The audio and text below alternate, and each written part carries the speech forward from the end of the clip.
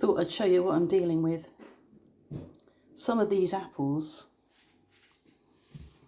don't look too bad.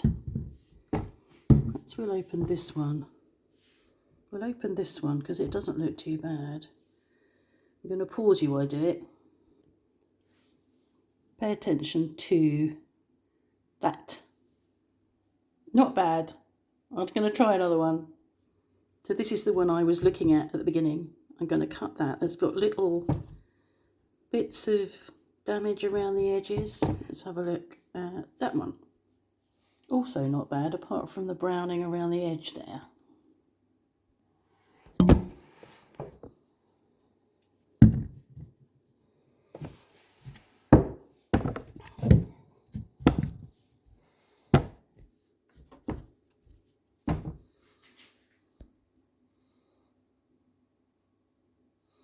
Oh, it didn't pause you. So we're going to look at this one now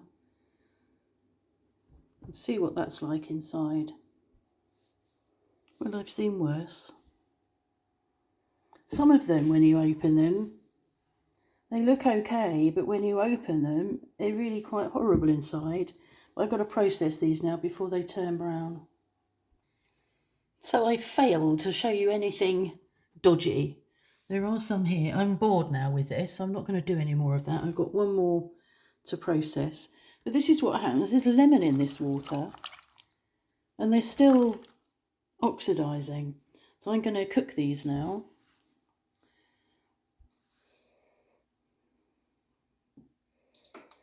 So what am I adding? I'm going to add a few cloves, which I'll take out. Nothing worse than finding them in there. A very small amount of water. And the only sugar I've got is this sugar. Cassonade. I haven't got any white sugar.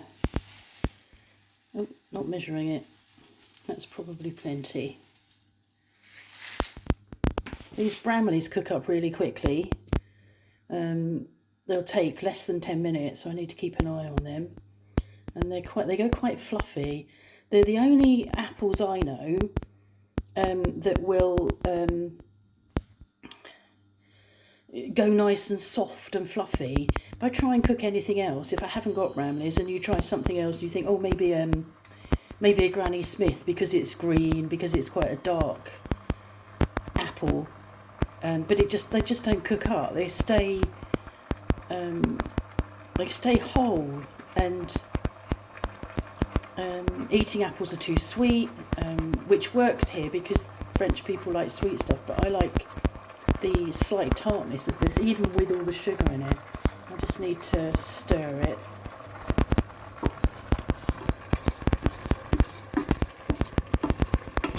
I don't need to be showing you this, do I? We know how stirring goes.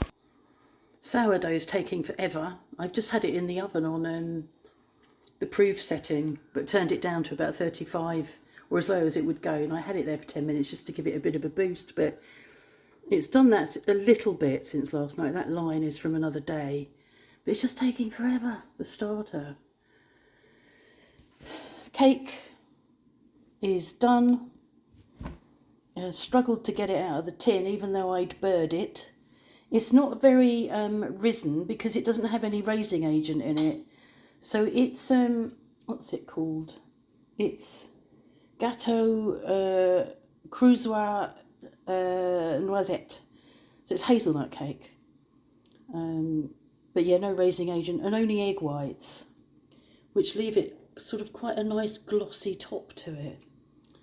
I'm going to have bruises probably from where I managed to eventually get it out of the cake tin. I haven't been able to get it off the bottom, but this bottom had stuck. So when I finally managed to push it, my wrists, the edge of my wrists hit the side of the cake tin, so that's not very pleasant. Sauerkraut's not going well.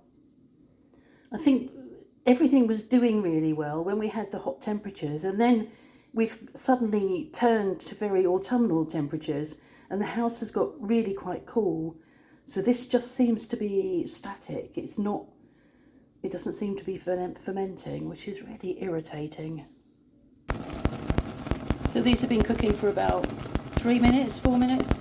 You can see already they're fluffing up, and they've gone back to a bit of more white. But I mean, that's almost ready. It's so quick, and you can use it as a pie filling. You can mush it down more for applesauce. You can eat it on its own. You could probably make, what do they call it? I can't remember what they call it. A compote. You could probably make compote with it if you processed it, but I'm not really, I don't like stuff to be mushed down. I like to have a bit of bite to stuff. So yeah, that's done.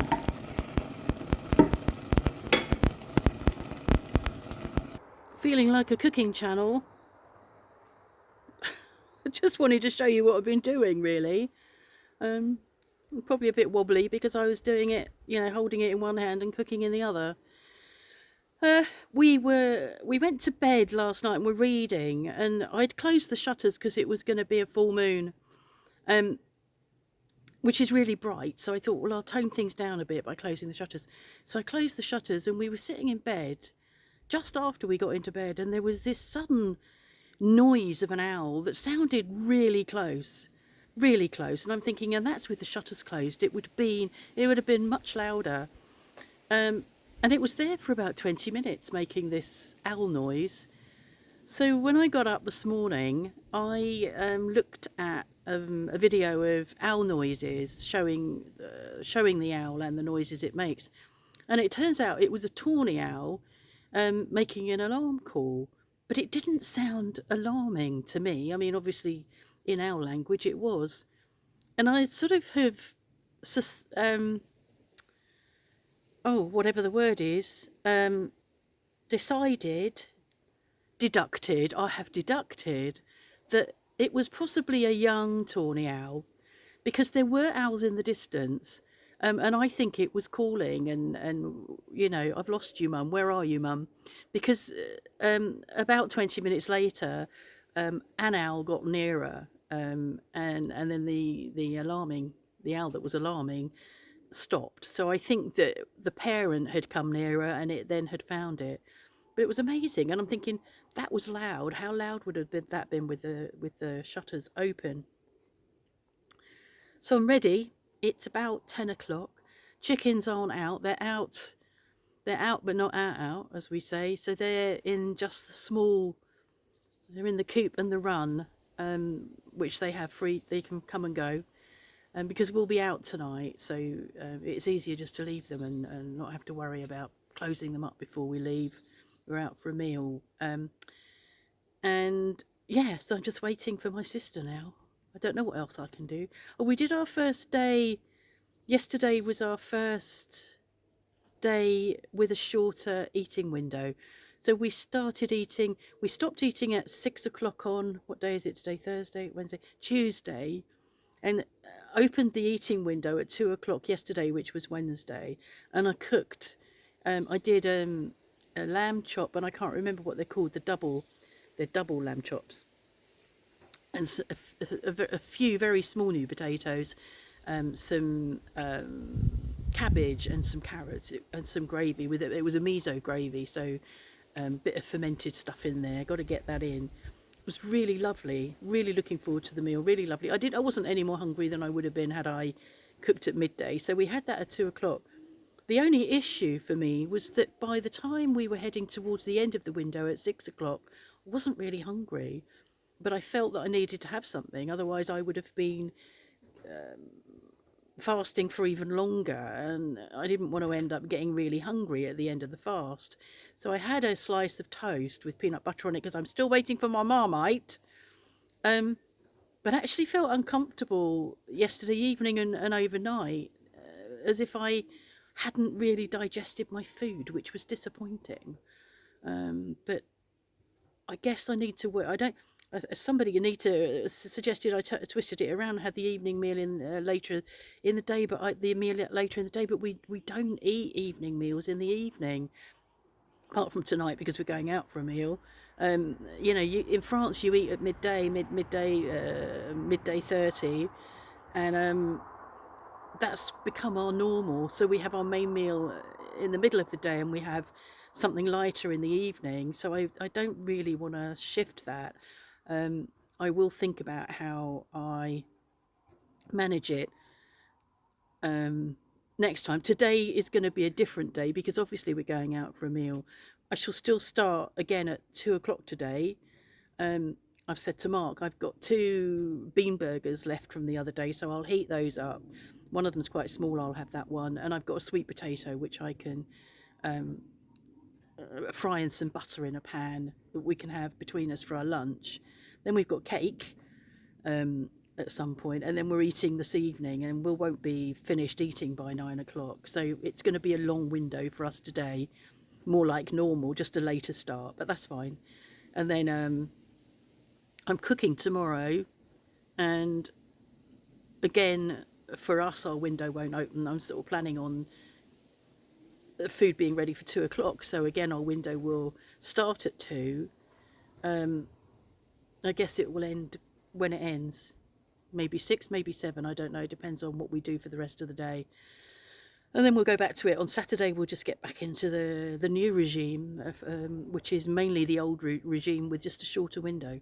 So it's going to be fine. I've had 2 cups of coffee already. I was up at 6:30. I had my coffee then, and then I had my second cup of coffee about an hour ago.